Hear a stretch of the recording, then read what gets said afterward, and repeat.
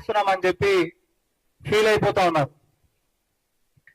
కానీ అటు బీఆర్ఎస్ పార్టీలో ఉంటున్నటువంటి బావ అయినా వాళ్ళ బొమ్మర్దైనా బోగస్ స్టేట్మెంట్లతోటి ప్రజల దారిని మళ్లించేటటువంటి ప్రయత్నమైనా, లేకపోతే మేము ఏం చెప్పినా ప్రజలు నమ్మేస్తారు, ప్రజలకి మెదడేదో మోకాలలో ఉండనేటటువంటి భావనలో వీళ్ళు ఉన్నట్టున్నారు. కానీ వారు తలలో ఉండాల్సినటువంటి మెదడు అరికాల్లోకి ఎప్పుడో పోయింది. అందుకనే ప్రతిపక్షంలో కూర్చోబెట్టారు. ఆయన నైజం మారలేదు అనేటటువంటిది ప్రజలు చూసి నవ్వుకుంటా ఉన్నారు. పొద్దున కేటీఆర్ గారు మాట్లాడుకుంటా నీటి గురించి కూడా చెప్పిండు. ఏది నగరానికంట తాగేటటువంటి నీరంశం ఎత్తి చాలాసేపు మాట్లాడిండు ఆయన. అటు కృష్ణాకెంచంట, ఇటు గోదావరికెంచంట కేసీఆర్ గారు బ్రహ్మాండమైనటువంటి ఆలోచనలు చేసి ఏదో ప్రజల గురించి ఆలోచించి 2050 దాకా ఆయన ఆలోచన చేసిండట. నా ఒక సూటి ప్రశ్న, కేటీఆర్ గారు అసలు నిస్సిగ్గుగా మీడియా ముంగట అబద్ధాలు చెప్పనికే ముఖం ఎట్లా వస్తుంది అసలు మీకు? అసలు ఎంత నిస్సిగ్గుగా అంటే బరి తెగించిపోయారు. అసలు బరి బాతలు మీరు చేస్తున్నటువంటి పనులు ఏంటిది అని అంటే నాకేంటి సిగ్గు అన్నట్టుగానే ఉంది. ఒక్కటి నిజం లేదు. నీటికి సంబంధించినటువంటి మంజిరా మనకుంటున్నటువంటి హైదరాబాద్ కు ఉండేటటువంటి మేజర్ వాటర్ సోర్సెస్ వల్ల మంజిరా అయినా, అటు కృష్ణా నుంచి అయినా, లేకపోతే ఇటు గోదావరి నుంచి అయినా ఏ ఒక్కటన్నా phase 1, phase 2, phase 3, phase 4 of Manjira అయినా, లేకపోతే Nagarjuna Sagar phase 1, phase 2, phase 3 అయినా, లేకపోతే ఎల్లంపల్లి 2008లో చేసినటువంటిదైనా, ఈ దాంట్లో అసలు మీ యొక్క ప్రభుత్వ పాత్ర మీరు గతంలో ఉంటున్నప్పుడు ఏదైనా ఉందా అని చెప్పి కాక్ అండ్ బుల్ స్టోరీస్ చెప్పినవు, కహానీలు చెప్పినవు తప్ప ఒక చిత్తు కథం పట్టుకొని ఇట్లా చూపించినవా? ఇక చూడ్రి, మేము అధికారంలోకి వచ్చినప్పటి నుంచి ఇంత శాంక్షన్ చేసినాము, పలానా కాడికించి తాగేటటువంటి నీళ్లు నగరానికి తీసుకొని వచ్చినామని కూడా చెప్పినవా? చెప్పలే. ఎందుకు చెప్పలే అంటే మీ ముఖాలకు చేయలేదు కాబట్టి. పొద్దున్న లేస్తే బోగస్ ప్రచారాలు, సోషల్ మీడియాలో అబద్ధపు ప్రచారాలకు పూనుకున్నటువంటి మీరు, మేము కూడా మీ సంగతి చెప్తామని తలుచుకున్నాం ఈ రోజు. అందరు దయచేసి ఇది గమనించండి. కేటీఆర్ గారు మరి కంపెనీలకు సంబంధించి వారి యొక్క ప్రచారకర్తల లెక్క ఉంటున్నటువంటి అధికార ప్రతినిధులతోటి, లేకపోతే సోషల్ మీడియా కన్వీనర్ తోటి ప్రెస్ మీట్లు పెట్టించి ఏదో బోగస్ కంపెనీలు అనిపించేటటువంటి దాకా తీసుకొని పోయి ఏదో బురద జల్లేటటువంటి ప్రయత్నం చేసిండ్రు కదా కేటీఆర్ గారు. దీని కూడా ఒక్కసారి నువ్వు జవాబు చెప్పు. తెలంగాణ ప్రజలకు తెలవాలని నీ దుకాణం ఏంటిదో, నువ్వు చేసినటువంటి బోగస్ ఎంఓయూలు అంటే ఏంటివో, బోగస్ కంపెనీలు అంటే ఏంటివో, బోగస్ మాటలు అంటే ఏంటివో, మీ బోగస్ గత ప్రచారాలు అంటే ఏంటివో తెలంగాణ ప్రజలు చూడాల్సిందే. దానికి మచ్చుకొక ఉదాహరణ తీసుకొని వచ్చిన తోకుట పోతే వెళ్తూనే ఉన్నాయి ఇక మీ కథ. ఇది 1200 కోట్ల పెట్టుబడి అని చెప్పి వాళ్ళ పత్రిక అయినటువంటి నమస్తే తెలంగాణలో జూన్ 10, 2022 రోజు వచ్చినటువంటి న్యూస్. దీనికి సపోర్టివ్ గానే ఆయన అధికారికంగా ట్విట్టర్ లో కూడా ఆయన పెట్టిండు. ఏది ఎంఓయూలు చేసుకున్నటువంటి 3 కంపెనీలకు సంబంధించినటువంటిది కూడా ఈ తారీఖు కూడా హైలైట్ చేయడం. ఇవందరితోటి ఎంఓయూలు అయినాయి. బ్రహ్మాండంగా పెట్టుబడులు ఎంత వస్తున్నాయి? భూమి బయోకెమికల్స్ 1040 కోట్ల రూపాయలు. ఇది 2000 మందికి ఉపాధి కలిగిస్తుందని చెప్పి చెప్పిండు.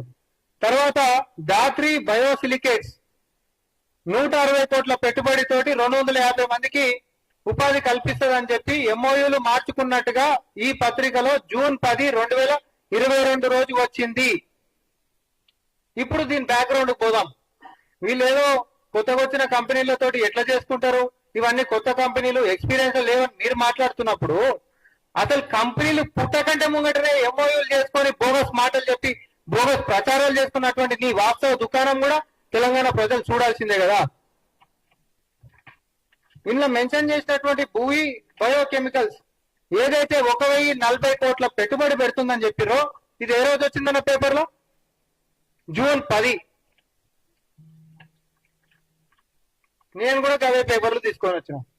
Government of India, ministry of corporate affairs, certificate of incorporation, ఏవి భూమి బయోకెమికల్స్ ప్రైవేట్ లిమిటెడ్. ఇది ఏ రోజు వచ్చింది? 14th day of July 2022.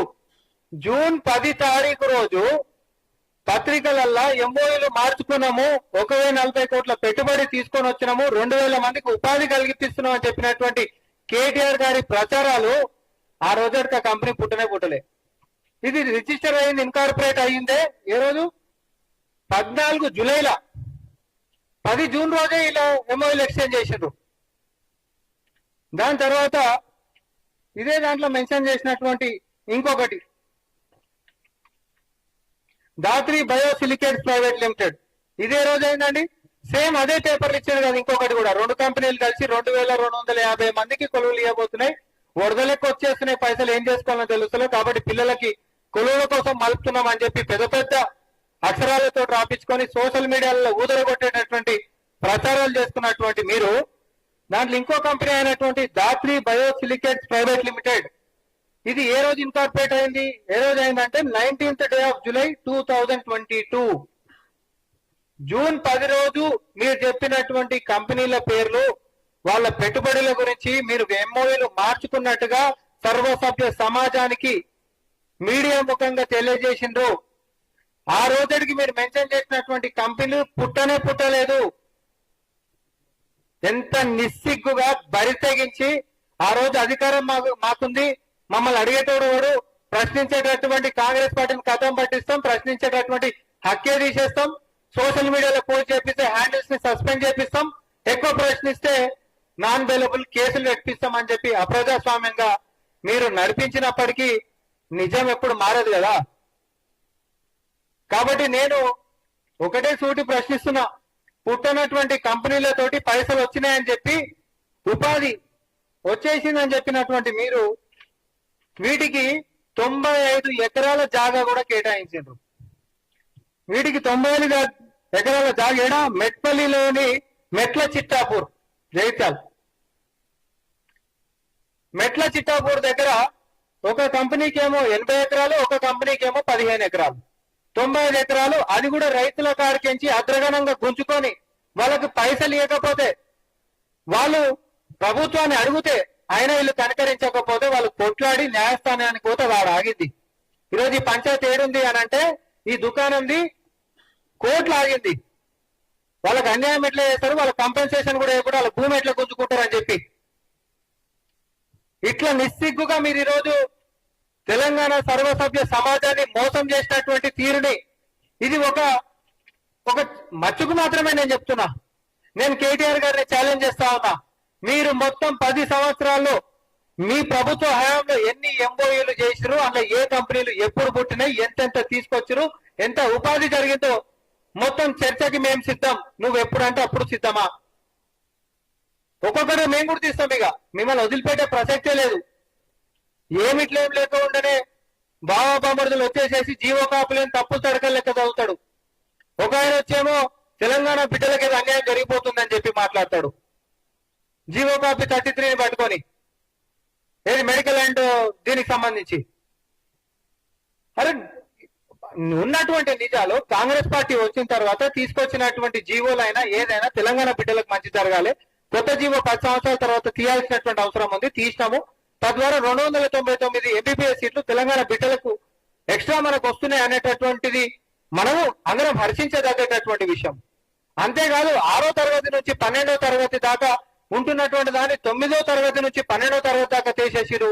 ఇదేదో తెలంగాణ బిడ్డలకు అన్యాయం జరుగుతుందనంటే ఒక మచ్చుకు నేను చెప్పేసేస్తున్నా. ఇతర ప్రాంతం నుంచి, ఆంధ్ర ప్రాంతం నుంచి వస్తున్నటువంటి పిల్లలందరూ కూడా 6వ తరగతి నుంచి 12వ తరగతి వరకు పెట్టినటువంటి దాంట్లో 6 నుంచి 9, 6, 7, 8, 9 కంటిన్యూస్ గా 4 సంవత్సరాలు చదువు ఉండాలనేటటువంటి నిబంధన దాంట్లో ఉంది. ఈ 4 సంవత్సరాలు ఏ ప్రైవేట్ స్కూల్లో దగ్గరికి పోయి సర్టిఫికెట్లు తీసుకొని వస్తుండ్రు. మన తెలంగాణ బిడ్డలకు రావాల్సినటువంటి సీట్లు కొట్టేసేస్తారు. అట్లాంటి విషయంలోనే దర్యాప్తులు కూడా జరుగుతున్నాయి, 20 మంది మీద కేసులు అయ్యి. అట్లాంటిది ఈ ప్రభుత్వం వచ్చిన తర్వాత జీవో 33 పేరుతోటి ఆ నిబంధనలని 9, 10, 11, 12 తరగతులు ఇక్కడనే చదువు ఉండాలనేటటువంటి అంశం దేనికోసం అన్నామండి? ఎందుకంటే 10వ తరగతిలో ఎస్ఎస్సి ఉంటది కాబట్టి, 12వ తరగతి బోర్డ్ ఆఫ్ ఇంటర్మీడియట్ కాబట్టి, ఈ 2 కూడా ప్రభుత్వం ఇచ్చేటటువంటి సర్టిఫికెట్లు కాబట్టి, ఎవరో ప్రైవేట్ స్కూల్ వాడు ఇష్టం వచ్చినట్టు కాగితాలు ఇస్తే అవే తీసుకొని వచ్చి సీట్లు తీసుకునేటటువంటి దానికి ఫుల్ స్టాప్ పడాలి అని అంటే ఈ ప్రభుత్వం కూడా గుర్తేటటువంటిదే ఉండాలి అని చెప్పి 9వ తరగతి నుంచి 12వ తరగతి దాకా కంటిన్యూస్ ఇక్కడ చదువు ఉండాల్సిందే అని చెప్పి అన్నాం. అంతేకాదు ఆప్షన్ తెలంగాణలో అయితే తెలంగాణ స్థానికత మీద వాళ్ళు రుజువు చేసుకోవాల్సినటువంటి రెసిడెన్షియల్ ప్రూఫ్ ఉన్న సరిపోతుందని అదే జీవోలో చెప్తున్నాం. ముఖ్యంగా చెప్తున్నారు హరీష్ రావు గారు, ఎవరిని తప్పుదారి పట్టిద్దాం అనుకుంటారు మీరు? ఎందుకు ఈ మోసపూరితమైనటువంటి ప్రచారాలకి పూనుకున్నారు? ప్రతిపక్షంలో ఉంటే బాధ్యతగా మెలవద్దు అనేటటువంటి రూల్ గిట మీరు ఏమైనా రాసుకుంటారా? భావ బొమ్మర్తులు అండ్ సైన్యం చేసేటటువంటి దుష్ప్రచారాలని ప్రజాస్వామ్యబద్ధంగా కాంగ్రెస్ ప్రభుత్వము మేము సహనంతోనే భరిస్తున్నాము. ప్రతి దానికి కూడా తిప్పికొట్టేటటువంటి వ్యవస్థ ఉంది. కానీ దేనికైనా ఒక హద్దు ఉంటది. హద్దులు దాటి భాషలు మాట్లాడినా, పోస్టులు పెట్టినా, దుష్ప్రచారాలు చేసినా చట్టపరమైనటువంటి చర్యలు తప్పవని చెప్పి మేము హెచ్చరిస్తా ఉన్నాము. మీరు చేసేటటువంటి బూటకపు ప్రచారాలు ఎక్స్పోజ్ అయినాయి. అటు జీవో 33కి సంబంధించినటువంటి అంశాలైనా, లేకపోతే ఇటు కేటీఆర్ గారు చేసినటువంటి బోగస్ కంపెనీలకు సంబంధించినటువంటి ఎంఓయూలైనా, మీరు ఏదైనా ఉంటే సహేతుకమైనటువంటి వాదనలతో ముందుకు రండి. అది Telangana medical and dental colleges admission విషయమైనా మనం మాట్లాడదాం. చర్చ పెట్టుంది. బాధ్యత పొద్దున్నేస్తే టీవీ డిబేట్లు కాగితాలు చూపించుకుంటూనే మాట్లాడుతున్నాం. ఏముంది అయితే ఇంట్లో తప్పు చూపెట్టు అని అంటే, ఈ రోజు కూడా అని అంటారు. ఆయన మెదడు, కేటీఆర్ గారి మెదడు తలకాయలకించి మోకాలకించి అరికాలకిట పోయిందో ఏమో. 7 గంట బ్రహ్మాండంగా ఉంది. 10 లక్షల క్యూసెక్ల నీళ్ళు అంటే పోతుంటే నిలబడ్డదట. సామర్థ్యం అనేటటువంటిది పోతుంటే నిలబడే దాని మీద ఉండదు. గేట్లు పనిచేస్తే ఎన్ని నీళ్ళని ఆపుతుంది అనే దాన్ని బట్టి ఉంటది. తెలివి రోజు కింద అరికాలకు పోతున్నట్టుంది మీకు. ప్రజలకి తెలివి తక్కువదని చెప్పి చిన్నగా చూసి చేసేటటువంటి ప్రకటనలు బంద్ చేయండి. ప్రచారాలు కూడా బంద్ చేయాలి.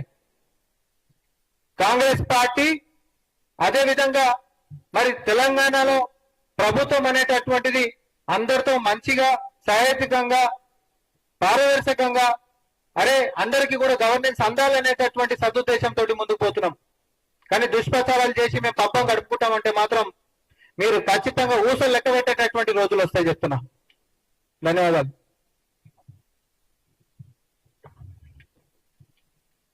ఏమన్నా అది వేరే సబ్జెక్ట్ కదా. అది కోర్టులో వాళ్ళు చేసేటటువంటిది అది కదా, వాళ్ళు చేసుకునేటటువంటి ఆర్గ్యుమెంట్ తగ్గట్టు. మన రావుసేవన్య కోర్టులో వేసినటువంటి డిఫాల్ట్ బెయిల్ పిటిషన్ ఆర్గ్యూ చేస్తలేరు అని చెప్పి కోర్టు మొట్టకెళ్ళేసి ఫైనల్ డేట్ వేసినట్టే కదా మొన్న. అది వాళ్ళ దాని మీద ఉంటది. చెల్లెని తెచ్చుకోవాలన్నా లేకపోతే ఇంకా ఆడనే ఉండి రాజకీయం చేసుకోవాలన్నా. ధన్యవాదాలు.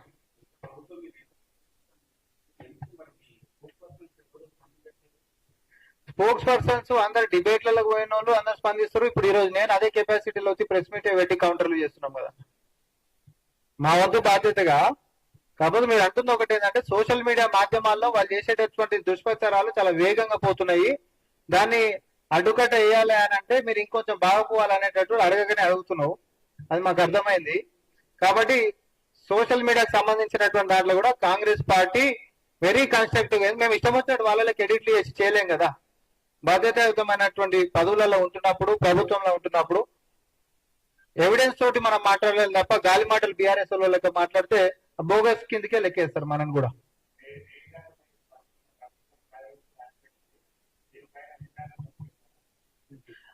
అట్లా తొడలు మీసాలు మేలేసి తొడలు కొట్టిందే తర్వాత కోర్టుకు వేసేసి మాకు జడ్జిలు వద్దని చెప్పిన వాళ్ళే వాళ్ళు.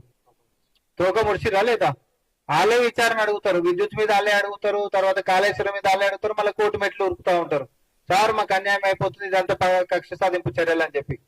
ఈరోజు మేము ఒకటే అంటున్నాం, శృంగిశాలకు సంబంధించినటువంటిది కూడా కథ, స్క్రీన్ ప్లే, దర్శకత్వం, ప్లానింగ్ అయినా, పైసలైనా, కమిషన్లైనా, కాంట్రాక్టర్లైనా అన్ని మీరు చేసినటువంటివే కదా.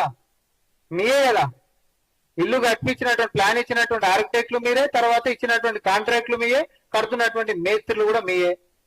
ఈ రోజు కాంగ్రెస్ పార్టీని మాత్రం బట్టగాల్చి మీదేస్తామనంటే ఇది రెండో కాళేశ్వరం చోటు. ఒక్కటైతే చెప్తా, అవినీతి కుంభకోణాలకు సంబంధించినటువంటి దానికి ఒక పరాకాష్ఠగా కాళేశ్వరం తర్వాత ఈరోజు శృంగిశాల కూడా వారి యొక్క చీకటి సామ్రాజ్యానికి ఒక ఉదాహరణ లెక్క నిలబడుతున్నాయి. ఇంకెన్ని దరిద్రాలు చూడాలి మనం భవిష్యత్తులో. ధన్యవాదాలు.